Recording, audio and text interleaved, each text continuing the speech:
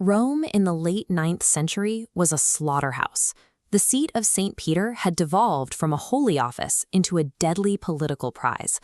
This timeline illustrates the chaos of what historians call the Saeculum Obscurum, the dark age of the papacy. Between 872 and 965, 24 different men claimed the title of pope. As the decades wear on, you can see the lifespans of these reigns violently compress, with a new pontiff taking power almost every single year. Behind these rapid successions were warring, mob-like noble families who treated the Vatican as their personal territory. Rival factions routinely murdered, poisoned, or imprisoned sitting pontiffs to install their own loyalists.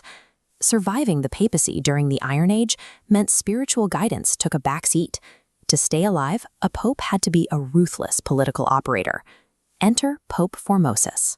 He was a master diplomat who had already survived one excommunication and navigated the treacherous courts of foreign kings before finally claiming the papacy in 891. But Formosus made a fatal geopolitical miscalculation. He betrayed the powerful Spoleto family, his bitter local rivals, by inviting a Frankish king to cross the Alps, invade Italy, and take the imperial crown.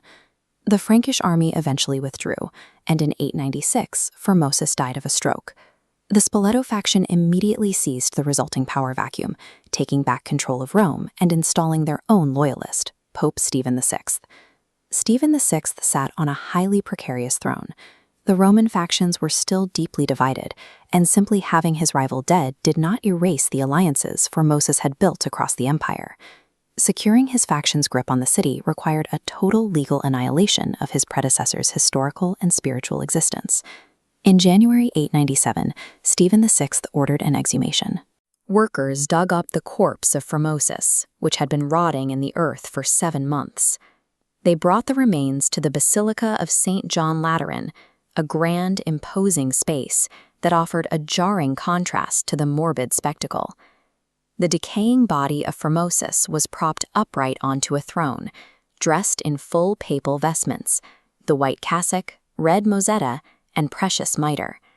Stephen VI stood directly before the throne, aggressively pointing and screaming accusations at the silent remains. To satisfy the strict requirements of a trial under canon law, the court appointed a terrified teenage deacon to crouch behind the throne. Every time Stephen shouted a question, the boy would whisper a shaky response on behalf of the dead man. The Synodus Horrenda, the Cadaver Synod, operated as a meticulously staged piece of political theater. It weaponized the highest laws of the Church to execute a deeply personal vendetta. The charges Stephen hurled at the corpse were severe. He was accused of perjury, of violating canon law, and illegally coveting the papacy. The hidden deacon offered weak, forced confessions to the room. The court swiftly handed down the inevitable verdict, guilty on all counts. The punishment began immediately.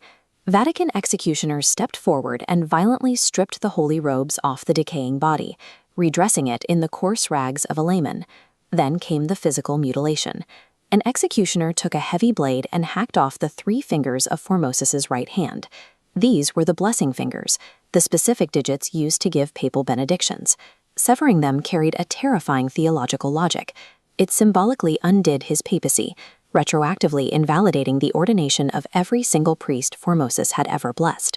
This was a calculated execution of damnatio memoriae. The Spoleto faction demanded the systematic unmaking of a human being's spiritual and historical existence. The mutilated corpse was dragged out of the basilica and pulled through the squalid streets of Rome by a jeering mob. For the final act of physical erasure, the body was tied to heavy weights and cast into the murky currents of the Tiber River. But the macabre spectacle completely backfired. The Roman public, already living in misery, was revolted by Stephen's lack of basic human dignity. Soon, rumors spread that the waterlogged corpse had washed ashore and was performing miracles on the riverbanks. The superstitious and enraged public rose up in a violent revolt. They seized Stephen VI, stripped him of his power, and threw him into a dungeon, where he was strangled to death just months after the trial. Stephen's obsessive drive to destroy his rival's legacy provided the exact catalyst for his own violent downfall. The Church moved quickly to repair the damage. In late 897 and 898, subsequent popes, Theodore II and John IX, convened new synods to formally nullify the rulings of the cadaver trial. Formosus's body was recovered from the river. He was fully rehabilitated, dressed once again in pontifical vestments, and reburied with honors in St. Peter's Basilica. The new councils ordered all records of the gruesome trial to be destroyed, and they passed a strict decree permanently prohibiting the trial of a corpse. This permanent ban on corpse trials ensures that the Cadaver Synod remains a singular event, a moment where political tribalism reached so far past the grave that it destroyed the very authority it tried to protect.